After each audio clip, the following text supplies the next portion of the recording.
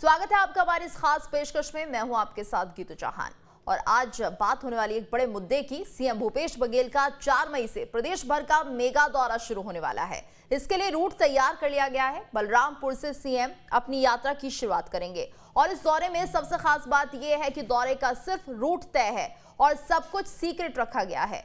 सवाल यह है कि सीएम बघेल के विधानसभा वार दौरे के क्या है मायने। सीएम के दौरे में सरगुजा और बस्तर संभाग को प्राथमिकता क्यों दी जा रही है। दौरे में गांव के औचक निरीक्षण की योजना का आखिर मकसद क्या है। सीएम का विधानसभा वार दौरा 2023 विधानसभा चुनाव की तैयारी है क्या। तो अपने दौरे से क्या संदेश देना चाहते हैं सीएम, ये भी एक बड़ा सवाल है और सभी सवालों पर विस्तार से हम चर्चा करने वाले हैं। तो 3 गांवों में अचानक जाएंगे सीएम बघेल। सरकार के प्रति जनता का रुख क्या रहेगा। दौरे का पहला चरण बस्तर और सरगुजा संभाग से होगा। इसके साथ साथ बलरामपुर से यह दौरा शुरू होगा और सभी 90 सीटों पर होगा। अपने दौरे के दौरान सीएम जनता से सीधा फीडबैक लेंगे। वहीं दौरे में सीएम सरकारी योजनाओं का हाल भी जानेंगे। जहां गड़बड़ी होगी वहां कार्रवाई हो सकती है।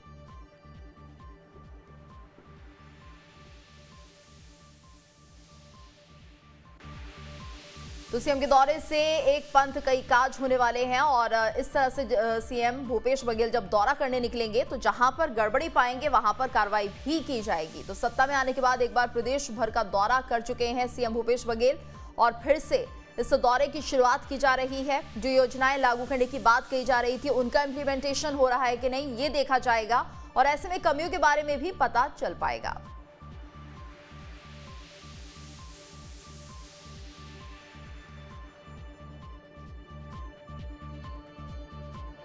तो आज आपके मुद्दे में चर्चा इसी बात को लेकर होगी और हमारे साथ खास मेहमान भी जुड़ चुके हैं। हमारे साथ आवेश तिवारी जुड़ चुके हैं, वरिष्ठ पत्रकार हैं और इसके साथ साथ कांग्रेस प्रवक्ता अनिल चौहान हमारे साथ जुड़े हुए हैं। साथ ही साथ हमारे साथ बीजेपी नेता भी जुड़ गए हैं। तो लगातार जिस तरह से आज हम बड़ा मुद्दा ये उठा रहे हैं, सुशांत शुक्ला जी हमारे साथ बीजेपी से जुड़े हुए हैं। बहुत बहुत स्वागत है आप सभी का।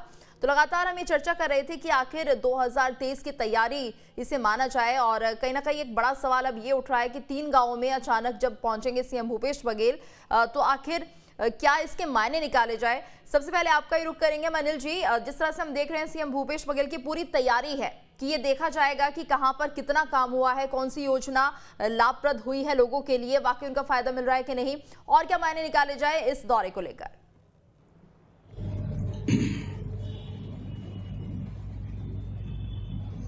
देखिए, जिस तरह से यहाँ 2018 में कांग्रेस की सरकार बनी और लगातार चुनावी घोषणा पत्रों पर जो काम हुआ, 90% जो हमारे घोषणा पत्र पे जो वादे हुए थे उसको लेकर जो काम हुए हैं, उसको लेकर लगातार सरकार किस तरह से क्रियान्वयन हुआ, कहाँ कितना क्रियान्वयन हुआ, कहाँ चूक हुई, कहाँ बहुत अच्छा कार्य हुआ, इन सारी बातों को लेकर माननीय मुख्यमंत्री जी जिलों के सभी विधानसभा के दौरे करेंगे। वो जनता से संवाद करेंगे और ऐसा नहीं है गीतू जी की सिर्फ गड़बड़ी पाए जाने पर दंड दिया जाएगा, बल्कि जहाँ अच्छा काम हुआ होगा वहाँ इनाम भी दिया जाएगा माननीय मुख्यमंत्री जी द्वारा। तो मुख्यमंत्री जी हमेशा जब वो प्रदेश अध्यक्ष थे तब भी वो हमेशा जमीन की सच्चाई देखते थे, हर जगह खुद दौरा करते थे, हर जगह जमीनी हकीकत को अपनी आंखों से देखते थे। हमारे माननीय मुख्यमंत्री जी इन मामलों में बहुत ज्यादा सक्रिय हैं। वो कभी भी कहीं सुनी बातों की बजाय खुद जनता के से संवाद करना पसंद करते हैं, कार्यकर्ताओं से संवाद करना पसंद करते हैं। कहीं भी अगर किसी अफसर द्वारा या किसी भी कारण से कहीं किसी योजना का क्रियान्वयन सही ढंग से नहीं हुआ है तो उसको लेकर कार्रवाई सुनिश्चित है। तो इस तरह से माननीय मुख्यमंत्री जी के दौरे से देखिए प्रशासनिक कसावट भी आएगी, आम लोगों को इससे एक न्याय मिलेगा। जो क्षेत्र विकास के मामलों में कहीं पिछड़े हैं या कुछ योजनाएं किसी क्षेत्र में कम चल रही हैं, किसी क्षेत्र में ज्यादा अच्छा उनका क्रियान्वयन हो रहा है, उनको लेकर ये सारा मुख्यमंत्री जी के दौरे का मसला बिल्कुल अनिल जी। और एक अच्छी पहले से कहा जा सकता है, एक अच्छी पहले से कहा जा सकता है। सुशांत जी, आप क्या मानते हैं जिस तरह से सीएम भूपेश बघेल अब दौरे पर निकले हैं और क्या कुछ जमीनी हकीकत है ये जानने की कोशिश कर रहे हैं। कुल मिलाकर ये बहुत अच्छी रणनीति है क्योंकि अगर कोई भी सीएम इस तरह से करता है तो लोग कहीं ना कहीं उनके ज्यादा और क्लोज हो जाते हैं और जमीन से जुड़ा हुआ नेता ऐसे लोगों को कहा जाता है जो जनता के बीच ही पहुंच जाते हैं। 3.5 वर्षों से सत्ता हस्तांतरण की लड़ाई लड़ते लड़ते और चुनावी पर्यटन में अपनी व्यस्तता रखते हुए माननीय मुख्यमंत्री जी को आखिर छत्तीसगढ़ की जनता का चुनावी वर्ष में याद आ ही गई। मेरे साथी मित्र अनिल जी ने बड़ी अच्छी स्तुति गान की माननीय मुख्यमंत्री भूपेश बघेल जी की, पर वो बताने से चूक गए कि आखिर ऐसी कौन सी योजनाएं धरातल पर काम कर रही हैं जिनका निरीक्षण और जिन पर विसंगतियों पर कार्रवाई करने के लिए मुख्यमंत्री को छत्तीसगढ़ के दौरे पर निकलना पड़ रहा है। मैं पूछना चाहता हूं, प्रधानमंत्री आवास से ग्रामीण वंचित है, प्रधानमंत्री ग्राम सड़क योजना से ग्रामीण वंचित है, और केंद्र की जल जीवन मिशन के आधार पर कार्य रुके हुए हैं।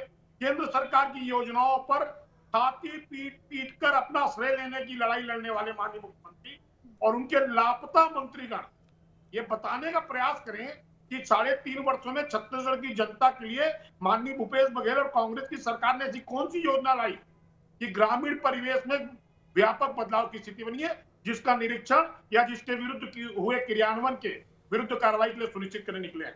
मैं आपके चैनल के माध्यम से अपने साथी मित्र से एक प्रश्न पूछना चाहता हूं।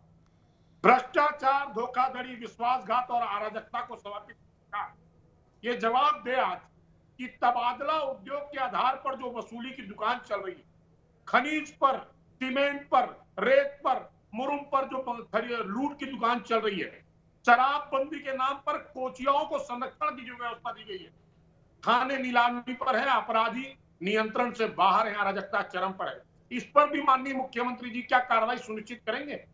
मैं आपके चैनल के माध्यम से पूछना चाहता हूं कि केंद्र सरकार की योजनाओं पर का क्रियान्वयन भी नहीं संचालित कर पा रहे, राज्य की योजनाओं तो दूर की बात है, क्या उस पर माननीय मुख्यमंत्री जी अपने इस दौरे पर कार्रवाई सुनिश्चित करेंगे? मैं आपके चैनल के माध्यम से अपने साथी से पूछना चाहता हूं कि केंद्र की योजनाओं में राज्यांश नहीं मिला पाने वाले आर्थिक आपातकाल के दौर से गुजर रही छत्तीसगढ़ के माननीय मुख्यमंत्री क्या छत्तीसगढ़ की जनता को उसका जवाब दे पाएंगे कि आयुष्मान कार्ड, प्रधानमंत्री आवास, जल जीवन मिशन, प्रधानमंत्री ग्राम सड़क योजनाएं जैसे महत्वपूर्ण योजनाएं बंद क्यों हैं? और मैं आपके चैनल के माध्यम से पूछना चाहता हूं कि स्वच्छ भारत अभियान तक छत्तीसगढ़ में बंद पड़ा हुआ है, जननी सुरक्षा योजना बंद है, 108 स्वयं में अव्यवस्था की स्थिति में आकर बीमार हो चुकी है योजना, आपकी 100 वाहन वाली मुक्ति वाहन योजना बंद पड़ी है, राशन दुकानों में राशन नहीं है, और एक परिवार के औसत राशन के मुकाबले एक सदस्य का औसत राशन। चलिए, आपके सवाल हैं सुशांत जी और इनका जवाब देंगे अनिल जी, लेकिन उससे पहले आवेश तिवारी का रुख कर लेते हैं हम। आवेश जी, तो जिस तरह से ये दौरे की शुरुआत की जा रही है सीएम भूपेश बघेल के द्वारा, क्या कुछ मायने इसके निकाले जाए? ज्यादा से ज्यादा लोगों के साथ संपर्क तो साधा ही जाएगा, जमीनी हकीकत क्या रही है योजनाओं की, शायद ये फीडबैक भी लेते हुए नजर आएंगे सीएम भूपेश बघेल। और ये बेहद जरूरी है कि प्रदेश का मुख्यमंत्री प्रदेश की जनता के साथ जो इंटरेक्शन है वो ज्यादा से ज्यादा मजबूत रखे। यह बहुत जरूरी है, आवश्यक है, और सबसे जो महत्वपूर्ण है कि जो योजनाएं राज्य सरकार ने लागू की पिछले 3-3.5 वर्षों में, जिनकी चर्चा देश भर में रही, जैसे कि गोधन न्याय योजना की चर्चा खुद प्रधानमंत्री ने की, लोकसभा के तो संसद की, हाँ आप उंगली उठा रहे हैं, अभी मेरे सवाल का जवाब दीजिएगा। संसद की जो एग्रीकल्चर पे जो कमेटी बनी हुई है उसने इसकी सिफारिश की, प्रधानमंत्री ने उत्तर प्रदेश के चुनाव में कहा कि लागू करने की बात की। ये भूपेश बघेल की रणनीतिक सफलता के तौर पे देखा जाना चाहिए। गोधन न्याय योजना की बात मैं कर रहा हूँ। अब उत्तर प्रदेश में योगी आदित्यनाथ ने कहा है लागू करने को है।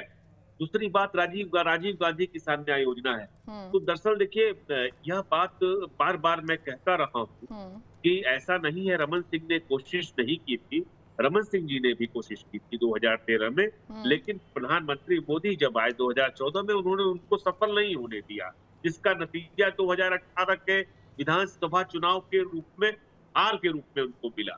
अब क्या है कि यह दौरा जो है, ये जो दौरा चुनाव से ठीक पहले हो रहा है, यह सच्चाई है कि सरगुजा बस्तर के जो दूरगामी इलाके हैं, बलरामपुर का इलाका सटा हुआ है उत्तर पूर्वी उत्तर प्रदेश से, वहां पे तमाम तरह की समस्याएं हैं, विस्थापन की समस्याएं हैं, वहां पर अवैध खनन की समस्या है, वहां पे वन विभाग की समस्या है। अगर सीएम का औचक दौरा होगा तो निसंदेह जनता से संवाद होगा, जनता से संवाद होगा तो असल मुद्दे सामने आएंगे, असल मुद्दे सामने आएंगे। नहीं, लेकिन तो आवेश जी, जो भी आवेश जी, लेकिन ये बहुत ज्यादा लंबा समय नहीं हो गया है। अब जब चीजें सामने आएगी, मुद्दे सामने आएंगे और फीडबैक लेंगे, तो 6-7 महीने बचे हुए हैं आगामी चुनाव को देखते हुए, और अब आप फीडबैक लेंगे, उसके बाद काम कैसे किया जाएगा आवेश जी? और बस्तर और सरगुजा को चुना जा रहा है। अभी आगामी चुनाव को गीतू जी अभी तकरीबन 1.5 साल का समय बचा है, लेकिन आपकी बात बिल्कुल सच है कि यह जो है यह दौरा जो है कांग्रेस पार्टी को ये जो कह रहे हैं इतने दिनों बात कर रहे हैं यह लगातार करना चाहिए, इसको प्रोसेस में लाना चाहिए कि हम 4 महीने 6 महीने के भीतर करेंगे, ये होना चाहिए, जरूरी है।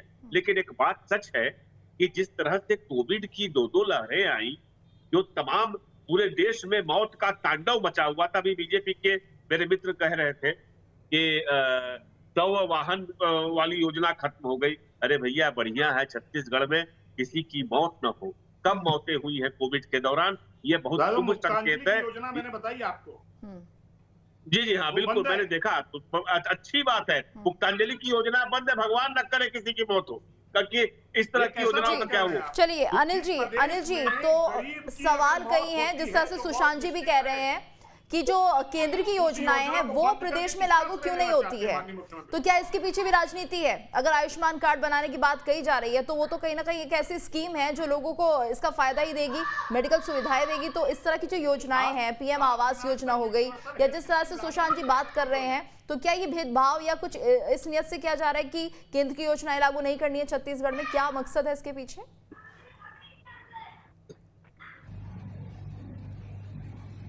अनिल जी। गीतू जी, मैं सुशांत जी के लंबे चौड़े भाषणबाजी के जवाब में सिर्फ 1 मिनट का समय लूंगा। मैं आपको बताना चाहता हूं कि जब मुख्यमंत्री जी अपनी कुर्सी पर बैठे और उन्होंने लगातार किसानों की कर्ज माफी की, उन्होंने धान के बोनस की घोषणा की, चाहे गोधन न्याय योजना हो, चाहे जो भूमिहीन कृषकों के लिए नई योजना आई है, चाहे राजीव गांधी युवा मितान क्लब हो, छत्तीसगढ़ अब रोल मॉडल बना हुआ है। सुशांत जी, मैंने आपको नहीं टोका था, मेरी बात धैर्यपूर्वक सुन लीजिए। छत्तीसगढ़ में रमन सिंह जी ने 2000 ये सिर्फ देखिए, ये एक अच्छे चैनल में एक अच्छा डिबेट जब हो तो कोई सवाल पूछा जाए तो उसका जवाब सुनना चाहिए, स्वस्थ चर्चा होनी चाहिए। मैं इनके सवालों का जवाब ही देना चाहता हूँ।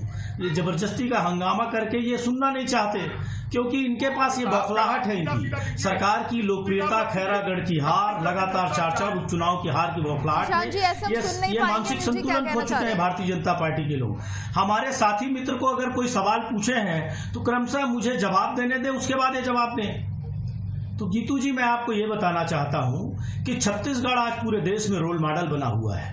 जिस दंतेवाड़ा में 15 सालों में 3 ट्रैक्टर बेच पाए थे, आज वहां का किसान इतना संपन्न हो गया है कि 500 और 700 ट्रैक्टर दंतेवाड़ा जिले में वहां के किसानों ने खरीदे हैं। उनका परचेसिंग पावर इतना बढ़ गया है। छत्तीसगढ़ को ये कह रहे थे कि स्वच्छता के मामले में छत्तीसगढ़ में अभियान बंद है। इनको अपनी केंद्र की मोदी सरकार से पूछना चाहिए कि पूरे देश में नंबर 1 का अवार्ड छत्तीसगढ़ को मिला है।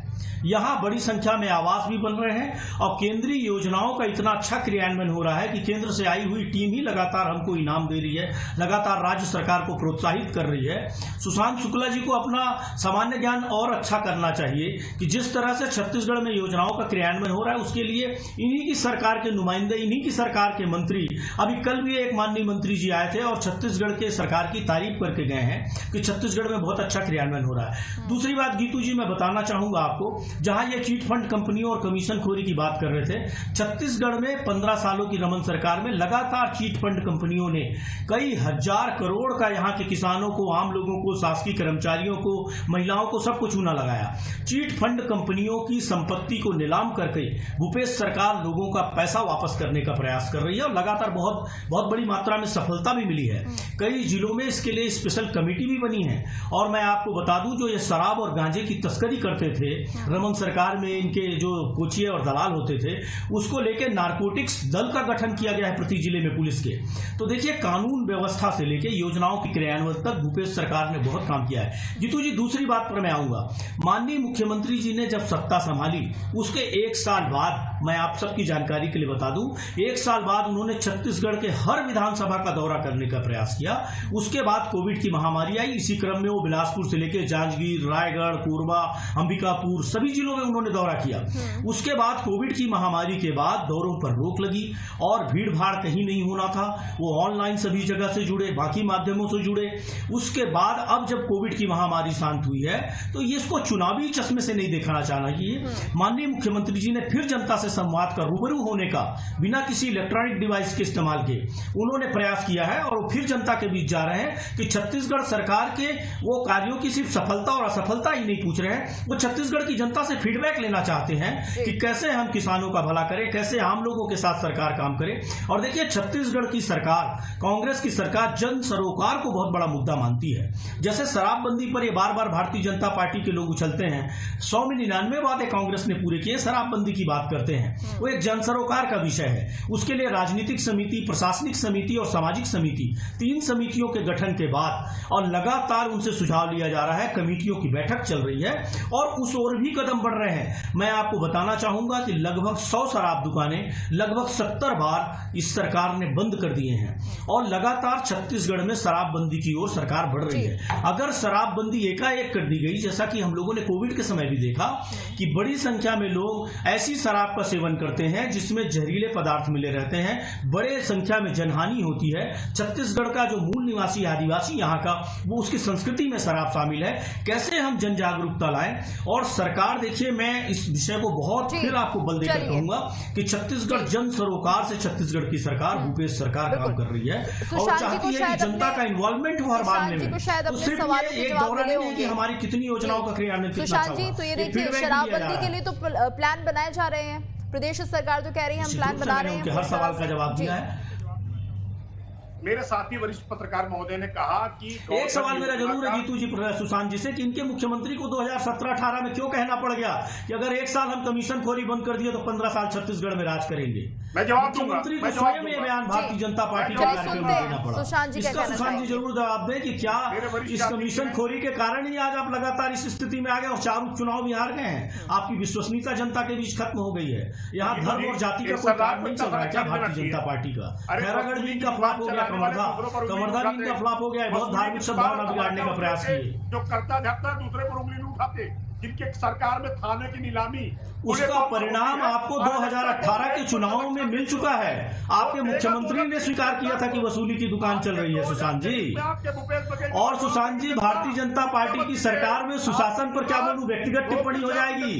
आपके ऊपर जब मुकदमा दर्ज हुआ तो माननीय स्वर्गीय दिलीप सिंह जुदेव जी को बोलना पड़ा कि बात निकली है तो दूर तलक जाएगी। तो आपकी सरकार में जिस तरह से आतंक और भय का वातावरण था, वो कांग्रेस सरकार में नहीं चलता। यहाँ सिर्फ लोकतंत्र चलता है सुशांत जी। मैं जुदेव जी की वो टिप्पणी इसीलिए याद दिलाया आपको, बात निकली है तो दूर तलक जाएगी। और रमन सरकार में आप पर भी मुकदमा दर्ज हुआ, झूठा मुकदमा दर्ज हुआ, जैसा आप लोगों ने बताया कि कल कोई कांग्रेसी कब्जा न कर ले उस पर भी कुछ प्रकाश डालिएगा, पर कब्जा न कर जाए। ये छत्तीसगढ़ की परंपरा आपने लागू कर दी है कि खाली छत्तीसगढ़ में जो स्वामित्व वाले सुशील पाठक से लेकर 3 पत्रकारों की हत्या जमीन दलाली पर लिखने पर हुई थी रमन सरकार में, आप भूल गए हैं शायद। आप लगता है भूल गए, बहुत बड़े पत्रकार, बहुत बड़े पत्रकारिता जगत के एक बड़े नाम सुशील पाठक की हत्या जमीनों पर ही लिखने पे हुई थी, कालाबाजारी पर। आप भूल गए हैं शायद। एक भी हत्या या एक भी जघन्य अपराध भूमि जमीन दलालों के माध्यम से अगर कांग्रेस सरकार में हुआ तो उनको दंडित किया जाएगा। ये रमन सरकार नहीं है कि यहाँ दलाली का खुला खेल चलेगा। भू माफिया और शराब माफिया राज करेंगे प्रदेश में। रमन सरकार में हुआ सुशांत जी, यहाँ सुशासन चलेगा, जनता का शासन जिस तरह से सीएम भूपेश बघेल की जो रणनीति है, ये काफी अच्छी रणनीति से माना जाए। और क्या लगता है अब बीजेपी को और ज्यादा मेहनत करनी पड़ सकती है आगामी चुनावों को देखते हुए, क्योंकि कहीं ना कहीं जो छत्तीसगढ़ सरकार है वो सिलसिलेवार तरीके से चल रही है और जो स्ट्रैटेजी है वो बहुत ज्यादा बेहतर तरीके से आगे बढ़ती हुई दिखाई दे रही है। मेहनत जो है छत्तीसगढ़ भाजपा को नहीं करती, भाजपा के केंद्रीय संगठन। दरअसल है क्या कि जो ऊहापोह की स्थिति बना के रखी गई है अब तक, जो अब तक क्लियर कट नेतृत्व नहीं दिया गया किसी को, जो अब तक बाहर के लोग, कभी मालूम हुआ पुरंदेश्वरी जी आ रहे हैं, कभी मालूम हुआ गडकरी जी आ रहे, अभी कल खबर आ रही थी कि हो सकता है गडकरी जी को प्रभार दे दिया जाए। तो है क्या कि बाहर के नेता आकर के छत्तीसगढ़ को क्या कर लेंगे भाई? छत्तीसगढ़ में जो नेता मौजूद हैं, भारतीय जनता युवा मोर्चा के तमाम लोग हैं, सुशील जी जैसे लोग हैं, इन लोगों को क्यों नहीं अवसर दिए जाते? तमाम युवा पीछे बैठे हुए हैं, बुजुर्गों की पार्टी बन गई भाजपा छत्तीसगढ़ में। तो दरअसल अगर आप मुकाबला करने जा रहे हैं, आप सोचिए कि खैरागढ़ के बारे में खुद पूर्व मुख्यमंत्री ने कहा था कि सेमीफाइनल है, 20,000 से ज्यादा वोटों से हार गए चुनाव। मनोबल कितना गिरा होगा भाजपा कार्यकर्ताओं का। वैसे में बेहद जरूरी है कि संगठन को मजबूत किया जाए, तब लड़ाई हो सकेगी बराबरी पे आकर। नहीं तो खामियां क्या है इस वक्त बीजेपी में? बीजेपी की जो सबसे बड़ी खामी है वह यह है कि स्थानीय स्तर पर, छत्तीसगढ़ के स्तर पर कोई एक ऐसी टीम वर्क नहीं दिखाई दे रहा जो 2023 के चुनाव में कांग्रेस से मुकाबला करेगा। हाँ, सुशांत जी बताइए। सुशांत जी को बोलने दीजिए, सुशांत जी को बोलने दीजिए। इनका जवाब ले लेते हैं। सुशांत जी बताइए, क्या आखिर कमी क्या है? चलने वाली भारतीय जनता पार्टी के अविरल चलने वाली संगठनात्मक व्यवस्था में कार्यकर्ता ही पुरोधा होता है। क्या पुनिया जी वसूली करने आते हैं कि कांग्रेस की व्यवस्था में? जो आपने छत्तीसगढ़ के राष्ट्रीय नेताओं को छत्तीसगढ़ के संगठनात्मक प्रभारी होने पर एक विषय तंत्र कसा है। मैं आपसे पूछना चाहता हूँ, क्या इससे पैसे हरिप्रसाद जी वसूली करने आते थे कांग्रेस की व्यवस्था में? उसका दर्द आप भी क्या के हरिबाबू जी वसूली करने आते थे छत्तीसगढ़ की कांग्रेस की व्यवस्था में? ये हर दल की अपनी संगठनात्मक व्यवस्था होती है और राष्ट्रीय स्तर पर एक संगठन का संयोजन करने के लिए प्रभारी तय होता है।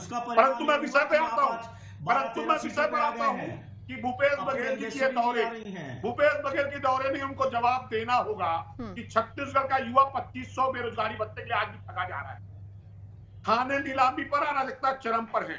मंत्री और मुख्यमंत्री जी बिल्कुल अनिल जी आपसे भी जवाब लेंगे। अनिल जी सुनने का साहस रखिए, अनिल जी सुनने का साथ रखिए। छोटा सा सवाल सुशांत जी 1 मिनट है आपके पास। सुशांत जी 1 मिनट में अपनी बात कह दीजिए। सुशील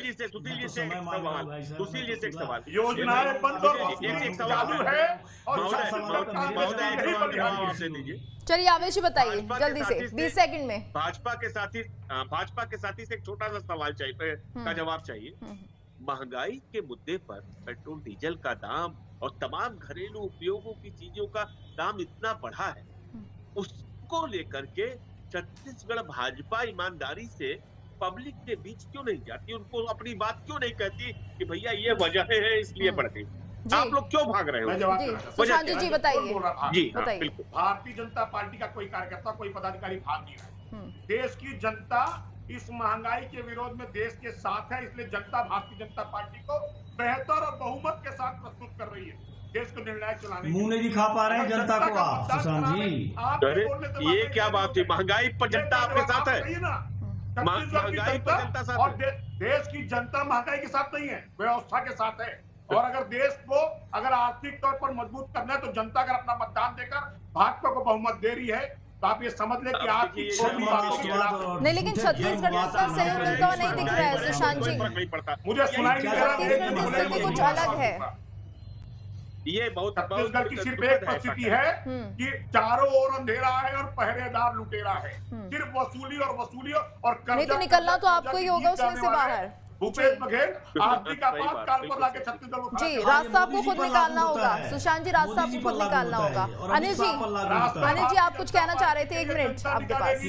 जनता वेट कर रही है भ्रष्टाचारी सरकार को उखाड़ देने के लिए और भारतीय जनता पार्टी मैं ये पूछना चाहता हूं अनिल जी बहुत कम समय 30 सेकंड में आपको अपनी बात रखनी होगी। तो हम भी कुछ प्रश्न सुशांत जी से पूछ सकते हैं। जल्दी मैं ये पूछना चाहता हूँ कि छत्तीसगढ़ का किसान जो खून पसीना बहाता है, क्या मोदी सरकार को खून पसीना नहीं लगता? क्यों छत्तीसगढ़ को बारदाने का संकट आता है? क्यों छत्तीसगढ़ को जीएसटी का पैसा नहीं मिलता है? हमारे प्रदेश का कोयला। चलिए अनिल जी आपका सवाल।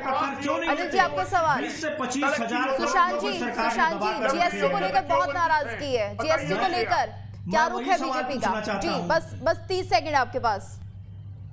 मैं आपसे पूछना चाहता हूं जीएसटी का पैसा क्यों नहीं मिलता? मैं ये पूछना चाहता हूं। चलिए आप सभी बोल रहे हैं, कुछ समझ में नहीं आ रहा है और समय भी खत्म हो चुका है। माफी चाहूंगी आप सभी से। बहुत बहुत शुक्रिया आपका हमारे साथ इस चर्चा में जुड़ने के लिए। और इसी के साथ इस खास पेशकश में इतना ही।